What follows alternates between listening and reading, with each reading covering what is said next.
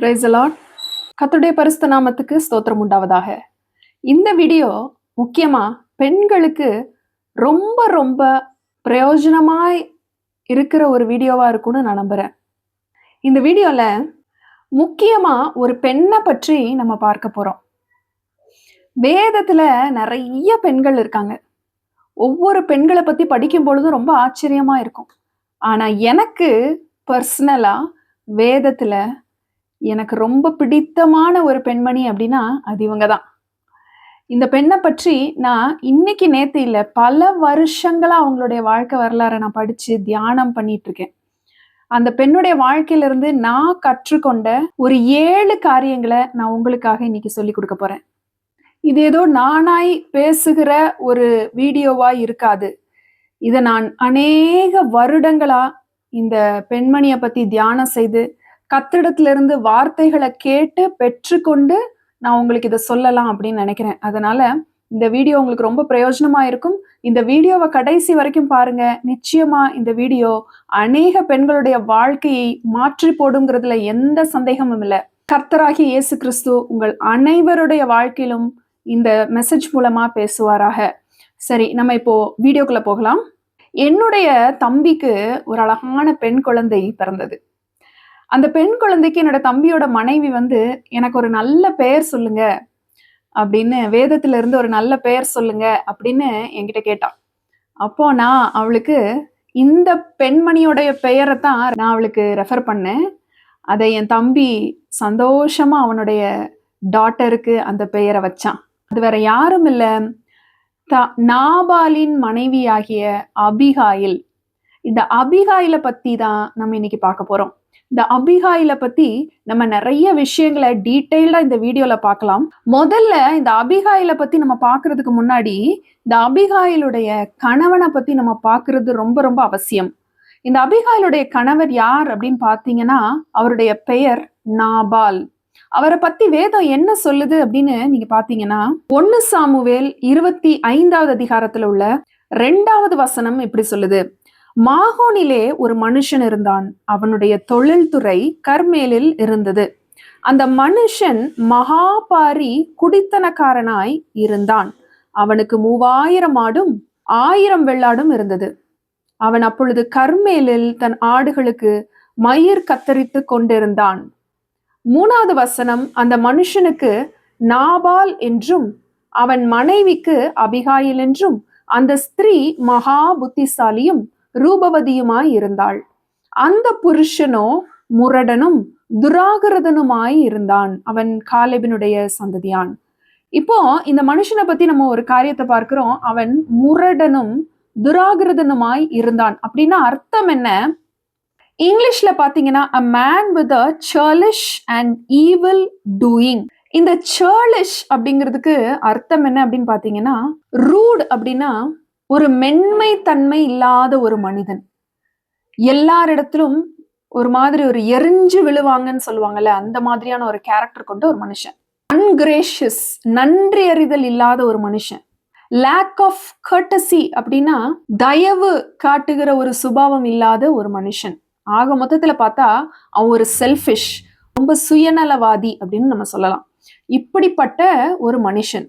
ஆனா இந்த ஸ்திரீய பத்தி என்ன சொல்லியிருக்கு அப்படின்னா அந்த ஸ்திரீ மகா புத்திசாலியும் ரூபவதியுமாய் இருந்தாள். அப்படின்னா என்ன அர்த்தம் அப்படின்னு இங்கிலீஷ்ல பார்த்தோம்னா a good understanding and a beautiful countenance. countenance அப்படின்னா face expressions, beautiful face and her expressions. அதாவது அந்த பெண்ணுக்கு ஒரு நல்ல அண்டர்ஸ்டாண்டிங்கான ஒரு ஸ்பிரிட், அப்புறமா அந்த பெண்மணி முக சுளிக்காத ஒரு பெண்மணி அப்படின்னு இங்க கொடுத்துருக்கு. இந்த முரடனும் துராகிருதனுமான ஒரு புருஷனுக்கு ஒரு பெண்ணானவள் மனைவி ஆகணும்னா அந்த பெண் எப்படி இருக்கணும் தெரியுமா? ரூபவதியான மகா புத்திசாலியா இருக்கணும். அப்படி ஒரு பெண்மணி இருந்தாதான் இந்த புருஷனோட குடும்பம் நடத்த முடியும். இல்லைன்னா அந்த குடும்பம் எப்பவோ உடைஞ்சு போயிருக்கும். அந்த பெண்மணி புத்தி இல்லாதவளா இருந்தான்னா அந்த குடும்பம் எப்பவோ உடைஞ்சு போயிருக்கும். ஆனா இந்த பெண்மணி இவ்வளவு புத்திசாலியாய் ரூபவதியாய் இருந்ததுனாலதான் இந்த மனுஷனோட கூட குடும்பம் நடத்த முடிந்தது. நான் 7 காரியத்தை சொல்லுவேன்னு சொல்லியிருந்தேன். அதுல முதல் காரியம் என்னன்னா, அந்த பெண் மகா புத்திசாலியும் ரூபவதியுமாய் இருந்தாள் அப்படின்னு நம்ம பார்க்கிறோம். இந்த புருஷன் எப்படிப்பட்ட ஒரு ரூடான பர்சனா இருந்தாலும் கூட அந்த புருஷன் கிட்ட முகம் சுளிக்காமல் அந்த புருஷனுக்கு செய்ய வேண்டிய எல்லா கடமைகளும் செய்கிற ஒரு மனைவியாக இவங்க இருந்தாங்க. இப்போ இங்க என்ன நடக்குது அப்படின்னு நீங்க பாத்தீங்கன்னா, ஆடுகளுக்கு மயிர் கத்தரித்து கொண்டிருக்கிற ஒரு பண்டிகை நடக்குது. அதாவது ஆடுகளுக்கு மயிர் கத்தரிக்கிறது அப்படிங்கிறது ஒரு பெரிய அவங்க ஒரு பண்டிகையாய் கொண்டாடுகிற ஒரு காரியம். அந்த நாள்ல அவங்க என்ன செய்வாங்க அப்படின்னு பாத்தீங்கன்னா, அவங்களுக்கு உதவி செய்தவர்கள், அவங்களுடைய மேய்ப்பர்கள், அவங்களோட வேலைக்காரங்க எல்லாரையும் கூப்பிட்டு பெரிய விருந்து பண்ணுவாங்க. அந்த விருந்துல எல்லாரும் பங்கேற்கிறதுக்காக வந்திருக்கிறாங்க. இந்த சமயத்துலதான் பாரான் வனாந்தரம் அப்படின்னு சொல்லப்படுற அந்த வனாந்தரத்துல இருக்கிற தாவீது என்ன செய்யறாரு அப்படின்னா, அவருடைய வேலைக்காரருக்காகவும் அவருக்காகவும் அந்த நாபால் இடத்துல ஆட்களை அனுப்பி, நீங்க மயிர் கத்தரிக்கிறத ஒரு பண்டிகையாய் கொண்டாடிட்டு இருக்கிறீங்க இல்லையா, நாங்க உங்களுடைய மேய்ப்பருக்கு நிறைய நன்மைகள் செய்திருக்கிறோம். அவங்க எங்க கூட இருக்கும்போது நாங்க அவங்கள நல்லா பார்த்துக்கிட்டோம். அவங்களுடைய பொருள்ல எதுவும் காணாம போகாதபடிக்கு நாங்க அவங்கள நல்லா பார்த்துக்கிட்டோம்.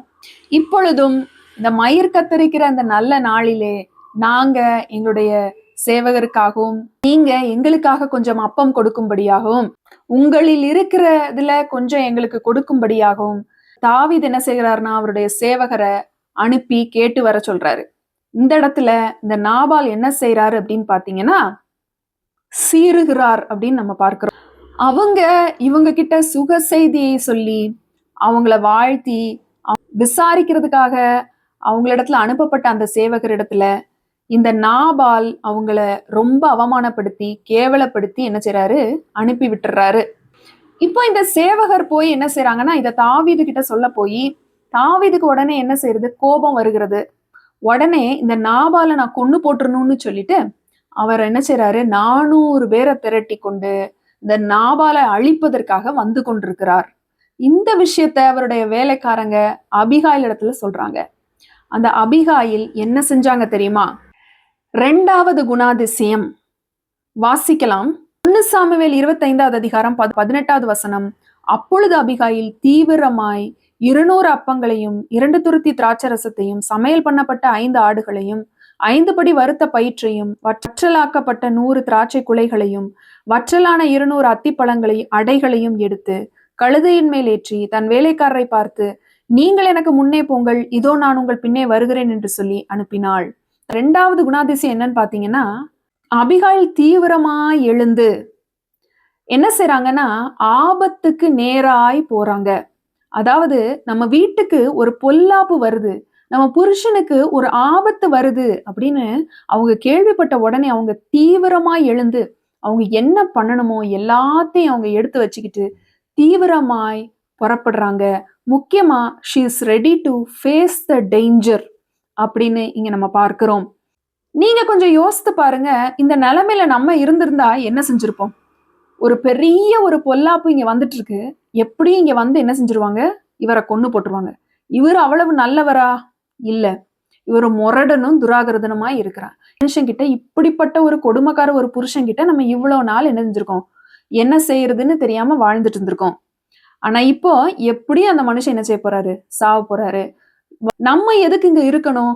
நம்ம பேக் பண்ணி பெட்டி படுக்கையெல்லாம் எடுத்துட்டு நம்ம என்ன செய்யலாம், நம்ம அம்மா வீட்டுக்கு கடந்து போயிடலாம். when the husband died she is free to marry another person. அந்த காலங்கள்ல அப்படி ஒரு இது இருந்துச்சு. ஹஸ்பண்ட் இறந்து போயிட்டா அவங்க தாராளமா வேற யாரையாவது என்ன செஞ்சுக்கலாம், கல்யாணம் பண்ணி கொள்ளலாம். இப்ப எப்படி இந்த மனுஷங்கிட்ட வாழ முடியல, இவன் ரொம்ப முரடனா இருக்கிறான், இவன் ஒரு பைத்தியக்காரனா இருக்கிறான், அதனால நம்ம கிளம்பி என்ன செய்யலாம், நம்ம அம்மா அப்பா வீட்டுக்கு போயிடலாம் பேக் பண்ணிட்டு. இவனுக்கு என்ன வந்தா நமக்கு என்ன அப்படின்னு இந்த பெண்மணி பின்னிட்டு திரும்பி போகல. அவங்க என்ன செஞ்சாங்க, தன் குடும்பத்துக்கு வர்ற அந்த பொல்லாப்ப எதிர்கொண்டாங்க. தாவீதுக்கு நேராக ஓடுனாங்க. ஓடி தாவீதை முகங்குப்புற விழுந்து வணங்கி அவங்க என்ன செஞ்சாங்க, அந்த இடத்துல அந்த பொல்லாப்பை தடுத்தாங்க அப்படின்னு நம்ம பார்க்கிறோம். இன்னைக்கு ஒரு சின்ன சின்ன பிரச்சனைக்கு கூட என்னால இங்க இருக்க முடியாது, நான் என் வீட்டுக்கு போறேன், நான் எங்க அம்மா வீட்டுக்கு போறேன், என்னால இங்க வாழ முடியாது, இந்த மனுஷன் கூட யாரு வாழலாம் அப்படின்னு சின்ன சின்ன விஷயங்களுக்கு என்ன செஞ்சிடறாங்க, எல்லாரும் வீட்டுக்கு ஓடி போயிடுறாங்க. ஆனா இந்த பெண்மணி she's ready to face the danger. அதை தடுக்கிறதுக்காக அவங்க எல்லா சூழ்நிலையும் சந்திக்க தயாரானாங்க. எப்படி எஸ்தர் வந்து நான் என் ஜனங்களுக்காக செத்தாலும் சாகிறேன், ராஜாவுக்கு முன்னாடி போய் நான் நிக்கிறேன்னு துணிஞ்சு போனாங்களோ, அதே போல இந்த பெண்மணியும் இந்த பொல்லாப்புக்காக அவங்க குடும்பத்துக்காக தாவீதை சந்திக்க புறப்பட்டாங்க. மூன்றாவதான ஒரு குணாதிசயம் என்னன்னு நம்ம பார்த்தோம்னா 24வது வசனத்துல, அவன் பாதத்திலே விழுந்து, என் ஆண்டவனே, இந்த பாதகம் என்மேல் சுமரட்டும், உம்முடைய அடியாளுடைய வார்த்தைகளை கேட்கும் பொருட்டாக உம்முடைய அடியாள் உமது செவி கேட்க பேச வேண்டும். இந்த இடத்துல ஒரு விஷயத்தை நீங்க கவனிச்சீங்கன்னா, she is taking up the responsibility. அதாவது அவங்க இந்த பாதகம் என் மேல சுமரட்டும்னு அவங்க ரெஸ்பான்சிபிலிட்டியை எடுத்துக்கிட்டாங்க.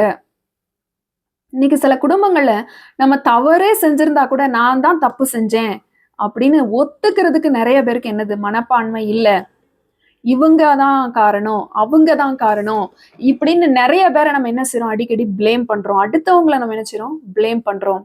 ஆனா என்னைக்காவது நம்ம என் குடும்பத்துக்கு வந்த இந்த பொல்லாப்புக்கு நான் தான் காரணம், என்னுடைய ஜெப குறைவு காரணம், நான் முழங்கால் போடாததுதான் இதுக்கு காரணம், என்னுடைய உபவாசத்தினால நான் இதை மேற்கொண்டிருக்கலாம், ஆனா நான் அதை சரியா செய்யல, கர்த்தருடைய பாதத்துல நான் சரியா அமரல, இது என்னாலதான் வந்துச்சு, நான் தான் இதுக்கு காரணம், ரெஸ்பான்சிபிலிட்டி எடுத்து தன் குடும்பத்துக்காக இருக்கிற எத்தனை பெண்கள் இருக்கிறாங்க. அடுத்தவங்கள தானே பிரேம் பண்ணிட்டு இருக்கோம் எல்லாத்துக்கும். இன்னைக்கு இந்த அபிகாயில போல இந்த பாதகம் என் மேல வரட்டும் அப்படின்னு தைரியமா ரெஸ்பான்சிபிலிட்டி எடுத்து கர்த்தரிடத்துல திறப்புல நிற்கிற எத்தனை பெண்மணிகள் இருக்கிறாங்க. தன் குடும்பத்துக்காக திறப்புல நிற்கவும் சுவரை அடைக்கவும் எத்தனை பெண்மணிகள் இருக்கிறாங்க. இன்னைக்கு இந்த பெண்ணிடத்துல இருந்து நம்ம இந்த குணாதிசயங்களை நம்ம கற்றுக்கொள்வது நம்முடைய கடமையா இருக்கிறது.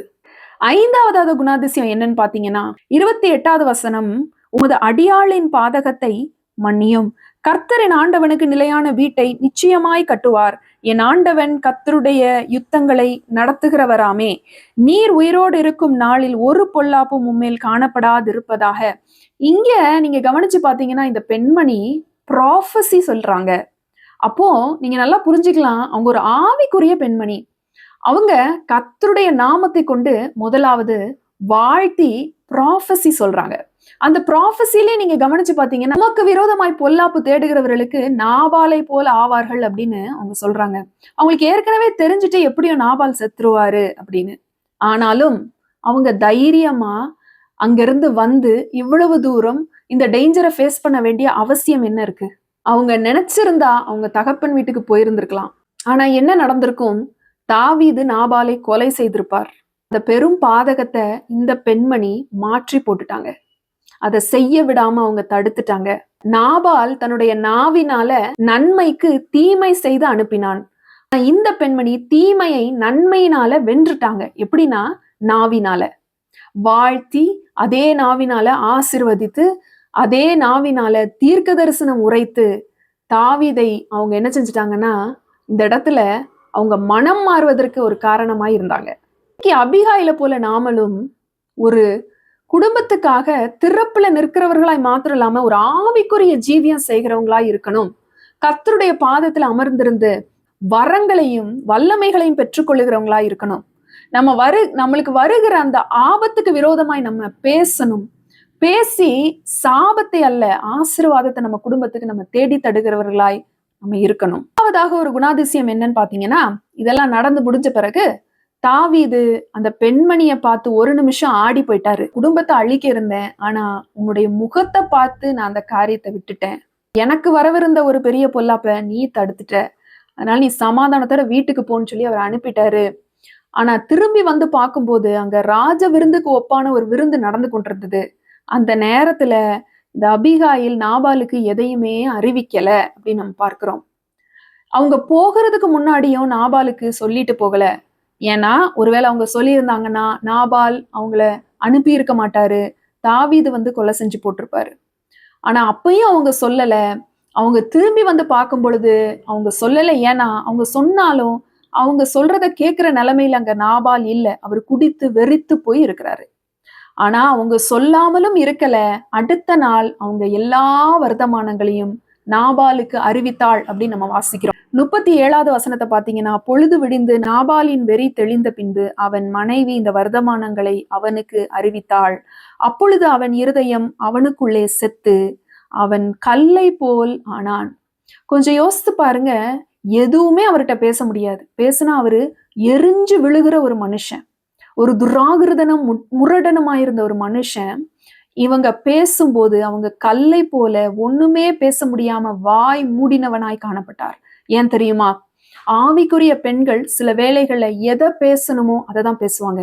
ஞானமாய் அவங்க எப்ப சொல்லணுமோ வாயை திறந்து பேசும் பொழுது எதிராளியால பேச முடியாது. அவங்க வாய்கள் அடைக்கப்படும். அவங்க ஒண்ணுமே பேசல, ஏன்னா அவங்களுக்கு தெரியும் இப்ப சொன்னா பிரயோஜனம் இல்லைன்னு. அதனால ஞானமாய் அடுத்த நாள் காலையில வரைக்கும் வெயிட் பண்ணிட்டு எல்லா விஷயங்களையும் ஒன்றும் மறைக்காமல் நாபாலுக்கு சொன்ன போது நாபால் செத்தவனை போல மாறிவிட்டார். அதனால நம்ம என்ன காரியத்தை எங்க பேசணுமோ, எப்போ பேசணுமோ, எப்படி பேசணுமோ அதை மட்டும்தான் நம்ம பேசணும். தேவையில்லாத காரியங்களுக்கு நம்ம வாழ்க்கையில் நம்ம இடம் கொடுக்கவே கூடாது. ஆவிக்குரிய பெண்மணிகளுடைய வார்த்தைகள்ல நிறைய வல்லமைகள் இருக்கு. அதனால நம்ம என்ன பேசுறோங்கிறத ரொம்ப கவனமா இருக்கணும். ஏன் நம்ம வாயிலிருந்து வருகிற வார்த்தைகள் பிறரை ஆசிர்வதிக்கிறதாகவும், தீர்க்க தரிசனம் உரைக்கிறதாகவும், பிறருடைய சாபக்கட்டுகளை மாற்றுகிறதாகவும், காயத்தை ஆற்றுகிறதாகவும் தான் இருக்கணுமே தவிர பேசும்போது ரொம்ப கவனமாய் பேச வேண்டும். 6வதான குணாதிசயம் என்னன்னு பாத்தீங்கன்னா, இந்த பெண்மணி தன் வீட்டுக்கு வரவிருந்த ஒரு பெரிய பொல்லாப்பிலிருந்து அவங்கள விடுதலையாக்குனது மாத்திரம் இல்லாம அந்த வீட்டுக்கு அவங்க சமாதானத்தை திருப்பி கொண்டு வந்தாங்க. 35வது வசனத்தை பாத்தீங்கன்னா, அவள் தனக்கு கொண்டு வந்ததை தாவீது அவன் கையிலே வாங்கி கொண்டு அவளை பார்த்து, நீ சமாதானத்தோட உன் வீட்டுக்கு போ, இதோ நான் உன் சொல்லை கேட்டு உன் முகத்தை பார்த்து இப்படி செய்தேன். அந்த இடத்துல ஒரு சண்டை வரவிருந்த இடத்துல இந்த பெண்மணி என்ன செஞ்சாங்கன்னா சமாதானம் பண்ணாங்க. சண்டை மூட்டி விடுகிறவங்களா தான் இன்னைக்கு நிறைய பேர் காணப்படுகிறாங்க. விசேஷமா பெண்கள் 2 பேருக்கு நடுவுல சண்டை உண்டு பண்ணணும்னா ரொம்ப சந்தோஷமா அந்த காரியத்தை அழகா செஞ்சு முடிச்சுட்டு போயிருவாங்க. ஒரு குடும்பத்துக்குள்ள வந்து ஒரு குடும்பத்தை கெடுத்து பாழாக்கணும்னா ஒரு 5 நிமிஷம் வேற பொம்பளைங்களை வீட்டுக்குள்ள விட்டா போதும். ஆனா இந்த பெண்மணி என்ன செஞ்சாங்க தெரியுமா? தன் வீட்டுக்கு சமாதானத்தை கொண்டு வந்தாங்க திருப்பி. இன்னைக்கு நம்ம சமாதானம் பண்ணுகிறவர்களா இருக்கிறோமா? நாபால் நன்மைக்கு தீமை செய்தார். இந்த பெண்மணி தீமையை நன்மையால் வென்று விட்டுட்டாங்க. ஆசீர்வாதத்தையும் சமாதானத்தையும் அந்த வீட்டுக்கு திருப்பி அன்னைக்கு கொண்டு வந்தாங்க. கடைசியாக 7வதான ஒரு குணாதிசயம் என்ன அப்படின்னு பாத்தீங்கன்னா, 10 நாளைக்கு அப்புறம் நாபாலை கர்த்தர் அடித்தார். நாபால் செத்து போனார். அவன் இறந்து போயிட்டாங்க. இந்த பெண்மணி she is free to marry another person. அதனால தாவீது ராஜா இந்த அழகான ஒரு குணாதிசயத்தை பார்த்து இந்த பெண்ணை விவாகம் பண்ணி கொண்டுகிறதுக்காக ஆள் அனுப்பி கூப்பிட்டு விடுகிறார். அப்ப இந்த பெண்மணி என்ன செய்றாங்க தெரியுமா? 41வது வசனத்தை வாசிக்கலாம். அவள் எழுந்திருந்து தரை மட்டும் முகம் குனிந்து, இதோ நான் என் ஆண்டவனுடைய ஊழியக்காரரின் கால்களை கழுவத்தக்க பணிவிடைக்காரியாக அவருடைய அடியாள் என்றாள். இந்த இடத்துல ஒரு விஷயத்தை நீங்க யோசித்து பாத்தீங்களா? இந்த பெண்மணி ஒரு பெரிய பணக்காரருக்கு மனைவியா இருந்திருக்காங்க. இத்தனை நாள் அவங்க வாழ்ந்த வாழ்க்கை நீங்க பாத்தீங்கன்னா அங்க எந்த குறைவும் இல்லை. அவர் ஒரு மகாபாரி குடித்தனக்காரன் அப்படின்னு சொல்லி இந்த வசனம் சொல்லுது. அவ்வளவு ஒரு நல்ல ஒரு ரிச் பர்சனுக்கு மனைவியா இருந்திருக்காங்க. அவ்வளவு செல்வ செழிப்பு அவங்களுக்கு. இங்க தாவீது கூப்பிட்டு விடுகிறாரு. தாவீது இப்ப எங்க இருக்கிறாருன்னு பாத்தீங்கன்னா வனாந்தரத்துல இருக்கிறாரு. அவருக்கு ஒண்ணுமே இல்லை. அவருக்கு ஒரு சாப்பாடு கிடையாது. அவருடைய சேவகர்களுக்கு சாப்பாடு கிடையாது. ஒண்ணுமே கிடையாது. இன்ஃபேக்ட் அவர் ஒரு உயிருக்கு பயந்து ஓடிக்கொண்டிருக்கிற ஒரு மனுஷனா இருக்கிறாரு. இந்த நேரத்துல தாவீது கூப்பிடும் பொழுது இந்த பெண்மணி என்ன செய்றாங்கன்னா, அவருடைய சேவகருடைய காலை கழுவும் அடியாளாக நான் புறப்பட்டு வருகிறேன்னு சொல்லி தாழ்மையை அவங்க வெளிப்படுத்துறாங்க. எவ்வளவு தாழ்மை இருக்குமானா, இப்ப இவங்க அங்க போய் ஒரு வனாந்தரத்துல படுக்க கூட இடம் இல்லாத ஒரு இடத்துல இவங்க தங்க வேண்டியதா இருக்கும். அவர் எங்கெல்லாம் போகிறாரோ அவர் பின்னாடி போக வேண்டியதா இருக்கும். ஒரு நிலையான வீடு கிடையாது, ஒண்ணும் கிடையாது. அதெல்லாம் அவங்க யோசிச்சு பார்த்திருப்பாங்க இல்லையா? ஆனா கூட அவங்க தாழ்மைய அந்த இடத்துல வெளிப்படுத்துறாங்க. இன்னைக்கு நிறைய பெண்கள், நான் யாரு தெரியுமா? எங்க அப்பா யாரு தெரியுமா? நான் எப்படி வாழ்ந்தவா தெரியுமா? இங்க நான் ஏன் கஷ்டப்படணும் அப்படின்னு அவங்க தான் புருஷனை அற்பமா எண்ணுகிறத நிறைய பேர் பார்க்கலாம். ஒருவேளை இன்னைக்கு உங்க கணவனுக்கு ஒருவேளை வசதி வாய்ப்பு குறையானவரா இருக்கலாம், அவரோட வேலை போயிருக்கலாம், இல்ல அவரோட பிசினஸ் டல்லா இருக்கலாம், இல்ல அவருக்கு முன்ன இருந்த வருமானம் இல்லாம இருக்கலாம். ஆனா அந்த சூழ்நிலையிலும் உங்க கணவனோட நீங்க வாழ்வதற்கு நீங்க ரெடியா இருக்கீங்களா? ஒரு புருஷன் நல்லா பணம் படைத்தவனா வசதியா இருக்கும்போது அவன் கூட வாழ்றது ரொம்ப சுலபம், ஈஸி, எல்லாரும் வாழ்வாங்க. எந்த வாழ்க்கைக்கு எந்த குறைவும் இல்லைங்கும் போது வாழ்வாங்க. ஆனா அவரே கொஞ்சம் கஷ்டப்படும் பொழுது சுகத்திலும் துக்கத்திலும் உயர்விலும் தாழ்விலும் நான் உங்க கூட இருப்பேன் அப்படின்னு சொல்லி எத்தனை பெண்மணிகள் தாழ்விலும் தன் கணவனை அற்பமா எண்ணாதபடிக்கு தன் கணவனை மதித்து அவங்க கூட வாழ்றாங்க. உங்க புருஷன் இப்படியே இதே நிலைமையிலே இருப்பாரு அப்படின்னு நீங்க நினைக்க முடியாது. எந்த மனுஷனையும் எந்த சூழ்நிலையையும் கர்த்தர் மாற்றி போட வல்லமையுள்ள தேவனா இருக்கிறார். நம்ம கர்த்தரை தான் நம்பணுமே தவிர நம்ம புருஷனை சார்ந்தோ புருஷனை நம்பியோ நம்ம இல்லை. ஆனா அந்த புருஷனுக்கு நம்ம மனைவியாய் ஆக்கப்பட்டு விட்டால் கடைசி வரை அந்த புருஷனோடு கூட நம்ம வாழ வேண்டியது நம்முடைய கடமையா இருக்கிறது அல்லவா? வனாந்திரத்துல இருக்கிறாரு, அவருக்கு சாப்பாடு இல்லை, ஒண்ணும் இல்லை. நான் ஏன் போய் அங்க போய் கஷ்டப்படணும்? எனக்கு என்ன தலையெழுத்தா? நான் எங்க வீட்டுக்கு போனேன்னா, எங்க அப்பா வீட்டுக்கு போனேன்னா எங்க அப்பா எனக்கு ஒரு நல்ல மாப்பிள்ளையை பார்த்து கல்யாணம் பண்ணி வைப்பாருன்னு இந்த பெண்மணி போயிருந்திருக்கலாம். இல்ல, அவங்க கீழ்ப்படிஞ்சு தாவீதோட வாழ்வதற்கு வந்தாங்க. வனாந்தரத்துல வாழ்வதற்கு ரெடியா அவங்க வந்தாங்க. முடிவு என்னாச்சு தெரியுமா? தாவீது ராஜாவானாரு, இவங்க ராணி ஆயிட்டாங்க. உங்க புருஷனுடைய நிலைமை இன்னைக்கு மாறுச்சுன்னா உங்க புருஷனோட கூட இருந்ததுனால அந்த மேன்மையும் அந்த மகிமையும் உங்களை சேரும். அபிகாயிலோட இந்த 7 குணாதிசயங்களும் இன்னைக்கு நம்ம கிட்ட இருக்குதான்னு நம்ம ஆராய்ந்து பார்க்க வேண்டியது மிகவும் அவசியம். முக்கியமா குடும்ப ஸ்திரீகள், குடும்ப பெண்கள், உங்களுக்குள்ள இருந்த தாழ்மை நமக்குள்ள இருக்குதா? இவங்களுக்குள்ள அந்த ஆவிக்குரிய சுபாவம் நமக்குள்ள இருக்குதா? இவங்களுக்குள்ள இருந்த இந்த ஞானமும் புத்தியும் நமக்குள்ள இருக்கிறதா? உங்களுக்குள்ள இருந்த சகிப்புத்தன்மை நமக்குள்ள இருக்கிறதா? என்ன வந்தாலும் ஃபேஸ் பண்றதுக்கு நம்ம ரெடியா இருக்கிறோமா? இல்ல அடுத்தவங்களை பிளேம் பண்ணிட்டு இருக்கிறோமா? நம்ம ரெஸ்பான்சிபிலிட்டியை எடுத்துக்கிறதுக்கு தயாரா இருக்கிறோமா? ஒரே ஒரு வசனத்தை மட்டும் நம்ம வாசித்துட்டு முடிக்கலாம். நீதிமொழிகள் 12வது அதிகாரம் 4வது வசனம் என்ன சொல்லுது தெரியுமா?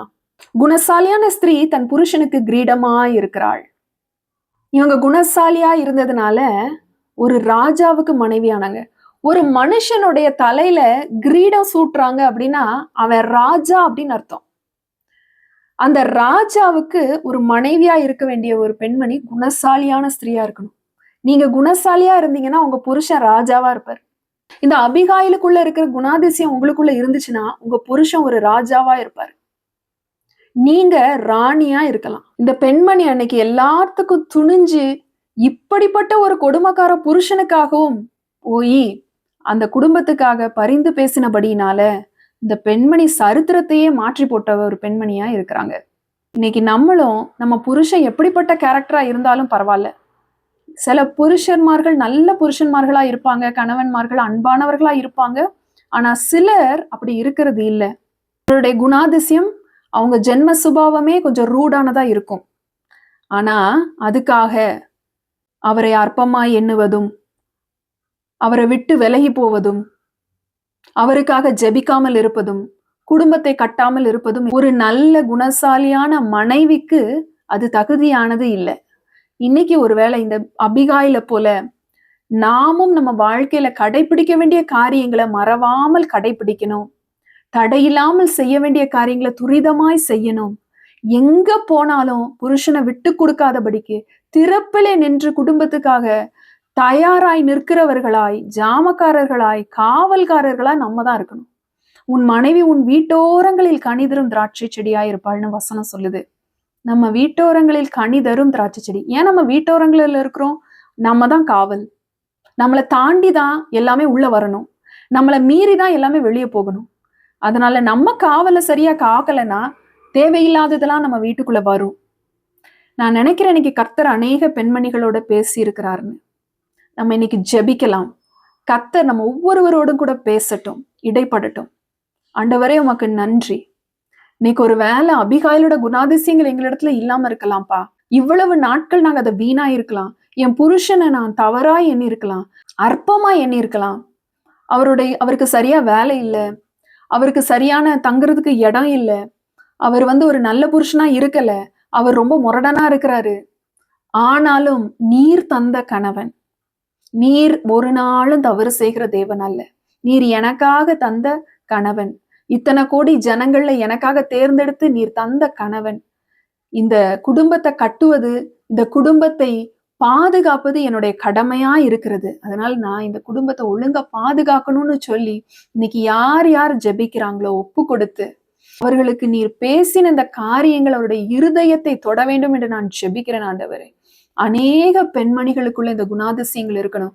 ஜெபிக்கிற பெண்மணியாய், ரெஸ்பான்சிபிலிட்டியை எடுத்துக்கிற பெண்மணியாய், என் குடும்பத்துக்காக நான் டேஞ்சரை கூட ஃபேஸ் பண்ண ரெடியா இருக்கிறேன்னு சொல்லிட்டு, எஸ்தரை போல திறப்புல நிற்கிற ராஜாவை சந்திக்க முற்றத்திற்கு போய் நின்ன அந்த பெண்மணி போல நாங்களும் இருக்கணும் ஆண்டவரே. எல்லாவற்றுக்கும் மேலாக எங்களுக்கு தாழ்மை வேணும் ஆண்டவரே. எந்த சூழ்நிலையிலும் வாழ நாங்க பழகி கொள்ளணும் அப்பா.